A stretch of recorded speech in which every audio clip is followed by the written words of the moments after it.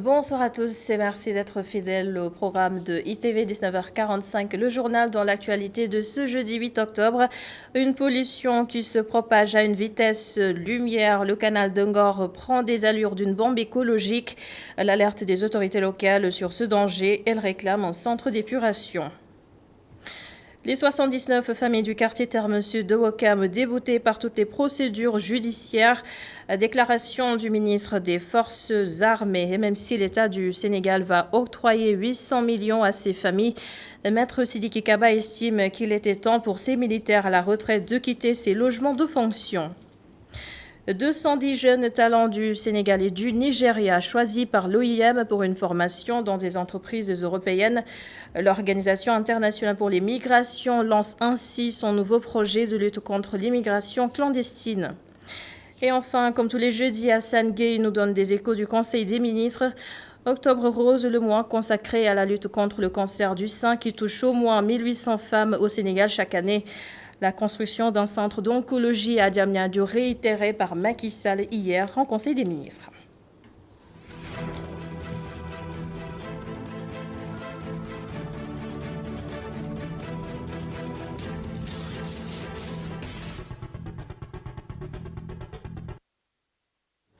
C'est une alerte qui passe encore inaperçue. La pollution du canal d'Ungor monte en puissance et pourtant il s'agit de l'une des zones les plus poissonneuses de Dakar et c'est pour cette raison que les autorités locales exigent un centre d'épuration avant que ça ne soit trop tard. Ces images qui vont suivre ont été filmées par Cheikh Ougaï et des réactions recueillies par Pape Ibrahim Ndiaye. Même les fruits de mer qui se collaient aux roches et tout ça, on ne voit plus rien. Il y a plus... Fils d'Ungor et membre de l'équipe municipale de la localité, Idriss Gueye a le regard plein d'amertume et le cœur meurtri à chaque fois qu'il fait face à la mer. Dans son viseur, le canal d'Ungor a un stade de pollution avancé et qui prend le pouvoir sur la nature. Et c'est un canal qui vient de la VDN même, en passant par Liberté 6, Ouakam, aéroport, etc. Et les gens qui ont fait des branchements clandestins, donc ça nous pose d'énormes problèmes. C'est pourquoi l'eau est complètement polluée. Et ça se déverse dans la zone de reproduction des poissons, qui s'appelle Wassia. C'est une zone de reproduction de tous les poissons. Toutes les espèces de poissons venaient y faire des pontes. Et depuis, franchement parlé, on est confronté à ce problème environnemental.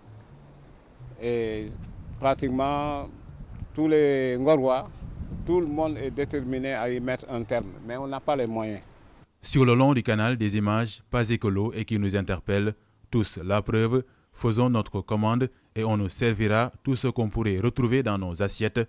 Poulet, viande, canettes, bouteilles d'eau et d'huile, un mélange explosif qui impacte sur la pêche, principale activité de la localité. La pollution, ça date depuis quelques années. D'ailleurs, les plongeurs qui plongent à côté, qui vont juste un peu au large là, ils commencent par le bord, la plage, pour aller nager un peu plus loin. Mais tu ne peux même plus plonger à cause de cette pollution. On ne retrouve même plus de poissons. Il faut aller à des milliers de kilomètres pour retrouver le poisson. Et Ngor, c'est un village traditionnel de pêcheurs où l'activité principale, c'est la pêche. Donc on n'a plus d'activité à cause de cette pollution. Depuis plusieurs années, la sensibilisation est la seule arme des autorités locales, mais elle peine à porter ses fruits. Il faut donc passer à la vitesse supérieure. Il faudrait que l'État vienne nous aider, les autorités, et je dis que je commence même par eux, parce qu'il y a plein d'autorités qui habitent les environs, qui sont même collées à Wassia. Ici, c'est la zone qui s'appelle Wassia. Il y a des autorités qui habitent ici même, là où il y a la pollution. Et je n'ai jamais vu une action qui est faite en ce sens. De se créer quand même un centre d'épuration où il y aura au moins pour régler un peu même le problème. Se créer un centre d'épuration pour essayer de parer à cette situation. Dépolluer, c'est bien, mais ne pas polluer est encore mieux. Donc protégeons la mer ici, à Ngor et ailleurs dans le pays. Sinon, on va tuer les espèces, agresser notre cadre de vie et puis après, sortir des milliards pour des réparations évitables. Merci Pape Ibrahim Andjaye qui a signé ce reportage. Et nous reparlons de ces 79 familles déguerpies de leur maison au quartier Terme Sud de Ouakam. Elles ont toutes été déboutées devant toutes les juridictions et c'est le ministre des Forces armées qui nous l'apprend. Maître Sidiki Kaba informe également qu'une enveloppe de 800 millions de francs CFA est prévue pour ces familles. Les détails avec Abdoulrahman Di et Seydina Mbaye. 69 familles au lieu de 79. La précision du ministre des Forces armées au sujet de ces événements, la cité Terme Sud. Maître Sidiki Kaba souligne que ces familles ont été déboutées devant toutes les juridictions. Toutes les procédures ont été menées devant le juge du fond, où ils n'ont pas eu gain de cause, devant le juge d'appel, à la cour d'appel de Dakar, où ils ont perdu, devant la Cour suprême, où le recours a été rejeté. Cela signifie que le droit est du côté de la Comico des armées. Et cela a duré 12 ans. La force du droit s'est imposée au détriment du droit de la force, poursuit Maître Sidiki Kaba. Le ministre des Forces armées demande à ces familles militaires qui ont servi à céder la place à ceux qui sont actuellement sous les drapeaux. L'exemple vient d'en haut. Si le premier président de la République du Sénégal avait estimé que dans le palais de Rome, il ne quitterait pas, après avoir fini ses fonctions à la tête de l'État, ses successeurs ne seraient jamais rentrés dans ce palais-là. Cela voudrait dire qu'après avoir servi l'État, on laisse la place à d'autres pour qu'ils puissent faire les mêmes services dans les mêmes conditions que vous avez eues, à savoir bénéficier de maisons, donc de lieux où vous pouvez, avec tranquillité et efficacité, exécuter les missions qui vous seront confiées. La procédure est en cours et toute l'assiette foncière du Terme Sud va revenir à l'armée sénégalaise. Une mesure pour qu'elle puisse faire son travail dans les meilleures conditions. Il a annoncé au général Biram Diop pour que les 15 hectares qui sont à Terme Sud puissent revenir entièrement à l'armée. Et même la Comico qui se trouve sur 2 hectares doit céder la place pour que l'armée puisse utiliser cet espace et ainsi loger près de leur lieu de travail les soldats, les mariés, mais tous ceux qui, officiers comme soldats du rang, pouvant bénéficier alors de ce logement, puissent faire dans les meilleures conditions leur travail. En dernier lieu, Maître Sidiki Kaba révèle que le chef de l'État a dégagé 800 millions de francs CFA pour accompagner les familles déguerpies de la cité Terme Sud. Il a jugé utile d'accompagner ceux qui ne sont pas, alors qui ont été déguerpis dans les règles de l'art, alors puissent ainsi aussi avoir un toit ailleurs. C'est pourquoi il a dégagé la somme de 800 millions pour pouvoir accompagner ceux-là. Au camp Muntaga Diallo de Bel-Air, il a été noté la présence du SEMGA Biram Diop, mais aussi du haut commandant de la gendarmerie nationale, directeur de la justice militaire. Ceci pour préparer les stagiaires au cours d'état-major qui connaît aujourd'hui des changements tant dans l'effectif des officiers que dans la durée qui est passée de 6 à 9 mois.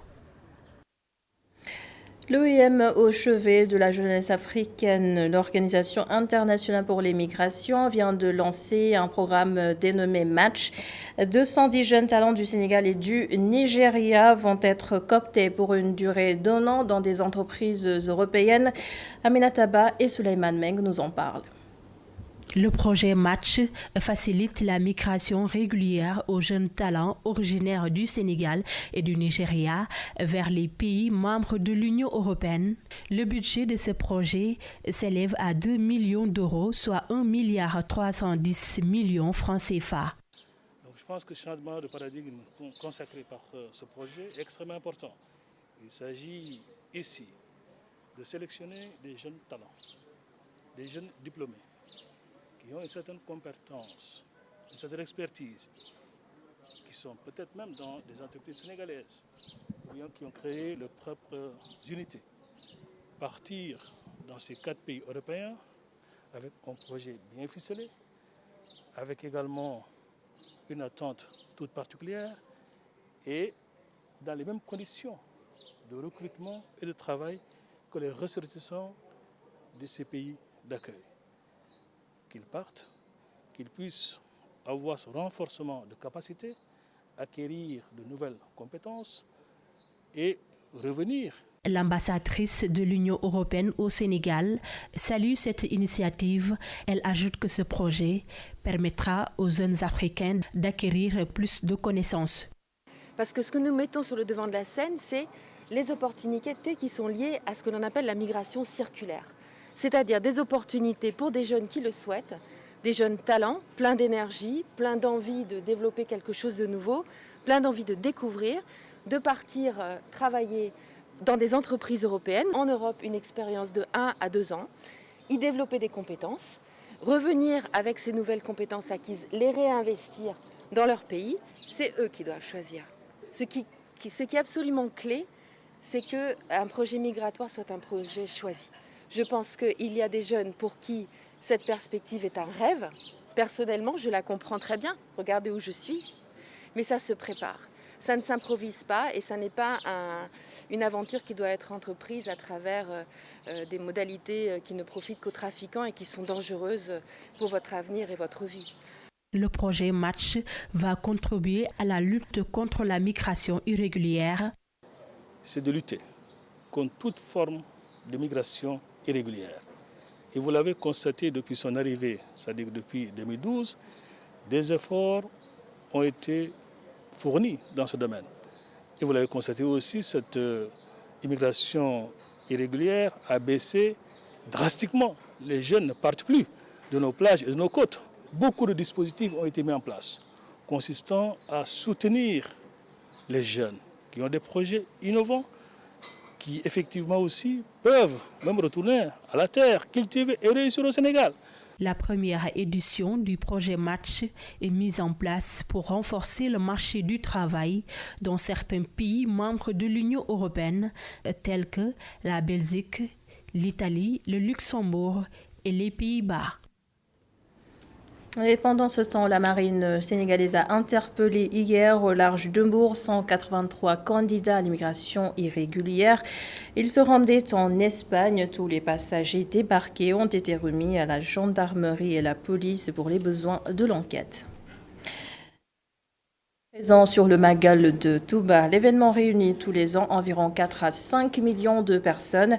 Le spécialiste en intelligence économique Ahmed Soumaré estime que l'édition de cette année aura un impact positif sur l'économie nationale malgré la pandémie. Sophie Abal a interrogé pour nous. Sur place, il faut qu'ils consomment et autres.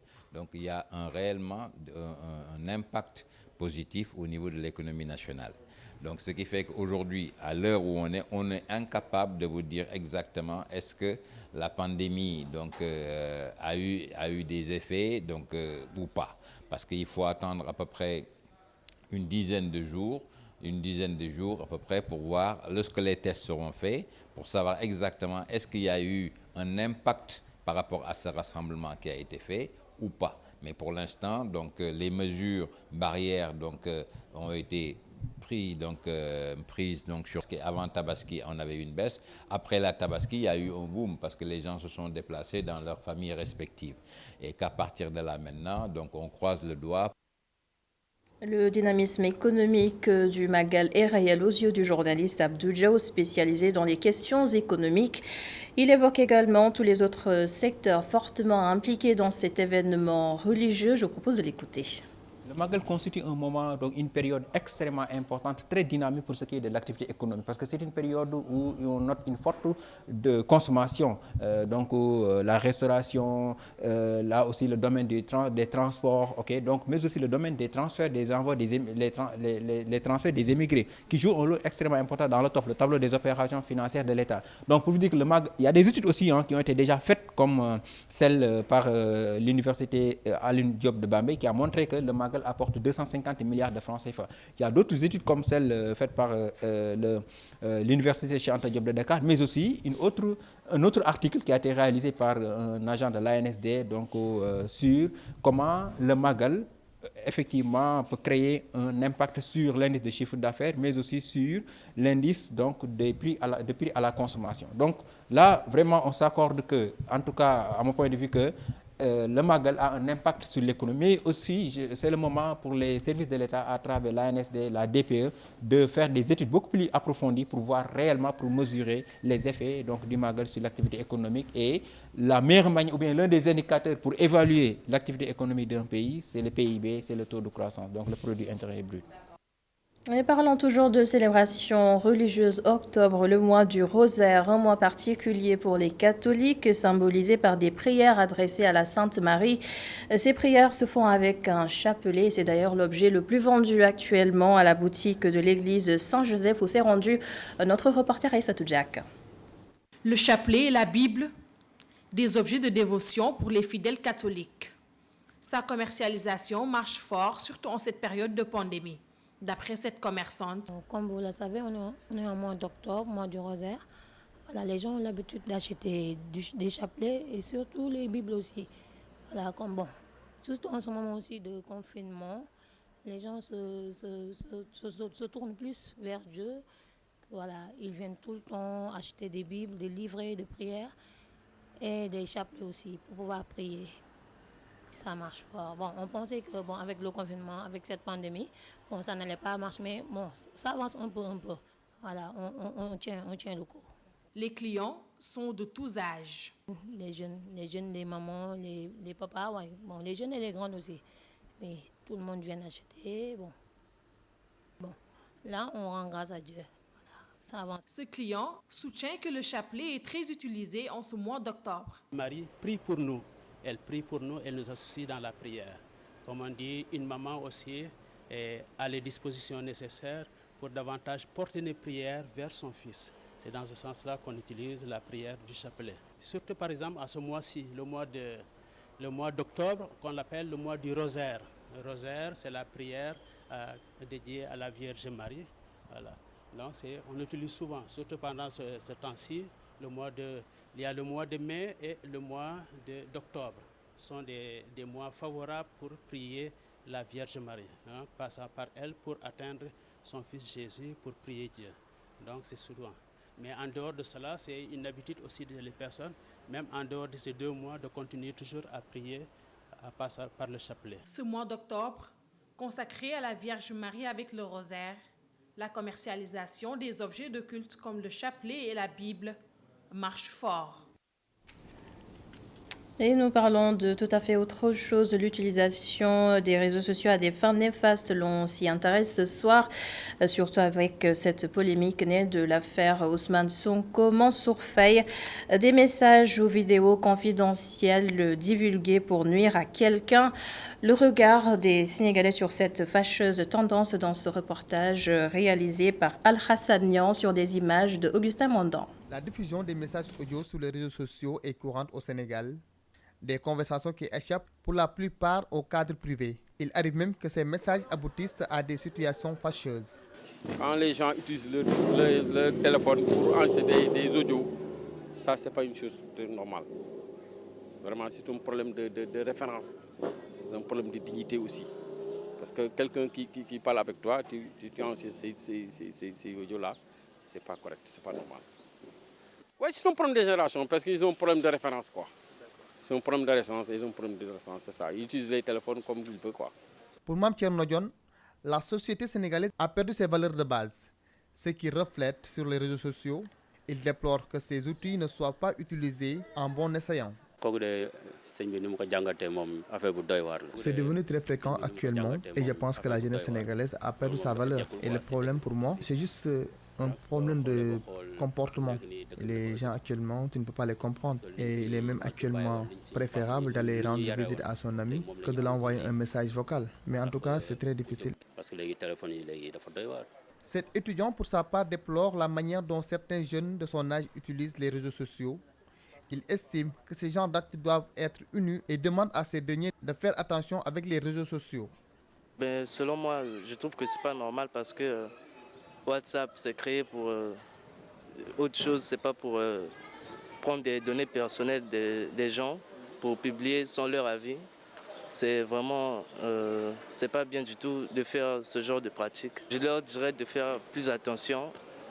Lorsqu'ils sont sur Internet, ils doivent bien vérifier à qui ils peuvent envoyer leur message ou bien à qui leur message peut être envoyé. Divulguer des données personnelles d'un individu est puni par la loi. Malgré le phénomène prend de l'ampleur de jour en jour. Nul n'est à l'abri. Djeddah Tcharoïka, pas encore débarrassé des inondations. Les eaux stagnantes commencent sérieusement à menacer la santé des populations. De plus, presque toutes les routes qui mènent au quartier Bagdad sont actuellement impraticables à cause de ces inondations. Justement, Mamadou Lamine Fati. Bagdad est encore dans les eaux. La toute dernière pluie qui s'est abattue sur Guédiawaye a causé des désagréments chez la population. Depuis la saison des pluies, nous sommes dans les eaux. Vous avez vu, ma table est dans l'eau. On n'a vu aucune autorité qui vienne nous appuyer. Depuis plus de 50 ans, nous sommes là. Chaque fois qu'il pleut, c'est ainsi. L'accès du quartier est barré à cause de l'eau. Même mes clients n'arrivent plus à accéder à mon niveau. Les enfants sont aussi impactés par les eaux. Mohamed a été désigné par ses amis pour parler à leur nom. C'est ici que nous jouons. Nous n'avons pas de terrain, nous n'avons que cet espace pour jouer. Donc quand il pleut, nous n'arrivons plus à avoir d'espace à cause de cette eau. Nous voulons qu'on nous débarrasse de cette eau pour nous permettre de jouer. Mamadou Lamine Diallo a toutes les difficultés pour entrer ou sortir de ce quartier à cause des eaux stagnantes. Franchement parler, l'eau pluviale nous dépasse. À chaque fois que si l'eau tombe, s'il y a la pluie, bon, je vois que rien ne fonctionne ici parce qu'on a des problèmes d'eau. Avec la pluie, on voit que ça chauffe parce que personne ne va pas dormir. Pourquoi? Parce qu'il n'y a pas, l'eau ne peut plus passer. L'accessibilité, bon, aussi là, c'est difficile aussi et tout ça. Pour accéder à notre niveau, Yassine Niass est obligé de marcher sur les pierres qui servent de passage aux habitants. On est vraiment fatigué. Chaque fois en saison de pluie, l'eau dure ici. Finalement, c'est les jeunes du quartier qui se cotisent pour acheter des gravats pour nous permettre d'avoir un chemin pour passer. Les enfants aussi ont des maladies dermiques. C'est difficile. Tout à l'heure, en venant, j'ai failli tomber sur les pierres. On n'a nulle part où passer. Les enfants sont presque souvent malades. Le quartier Bagdad, situé dans la commune de Djeddah Tcharoïka, est chaque fois dans les eaux quand il pleut. Une situation qui indispose les habitants qui appellent les autorités pour des solutions. Le bulletin santé du jour, à présent, aucun décès signalé ce jeudi, 16 nouvelles contaminations sur un total de 887 tests effectués. Il s'agit de 3 cas contacts, 2 importés et 11 issus de la transmission communautaire. 70 patients ont été déclarés guéris et 3 sont toujours dans un état grave. Et cette information que nous venons de recevoir, Soumaïla Cissé finalement libéré, une annonce faite par la présidence malienne sur sa page Twitter. Selon des informations recoupées auprès de notre correspondant au Mali, Mohamed Attayer, Soumaïla Cissé est attendu à Bamako aux alentours de 23h ce soir. Et dans le reste de l'actualité, les équipes du Conseil des ministres avec Assane Gueye qui devait nous parler ce soir de Octobre Rose et la volonté de l'État du Sénégal de concrétiser son projet de construction du Centre national d'oncologie à Diamniadio. Une volonté exprimée une nouvelle fois hier en Conseil des ministres par Macky Sall. Le cancer du sein touche tous les ans au moins 1800 femmes au Sénégal. Les associations qui portent ce combat au quotidien ne baissent pas les bras et renouvellent cette année encore leurs attentes et toutes nos excuses. Des échos du Conseil des ministres avec Assane Gueye. Ce sera sans doute dans nos prochaines éditions. C'est la fin de ce journal. Merci de l'avoir suivi. Merci à toute l'équipe de la régie. Dans quelques instants, Khalifa Diakhaté pour la suite de la Totale. Et demain et le reste du week-end, vous serez en compagnie d'Oussama Monique Sagna. Bonsoir.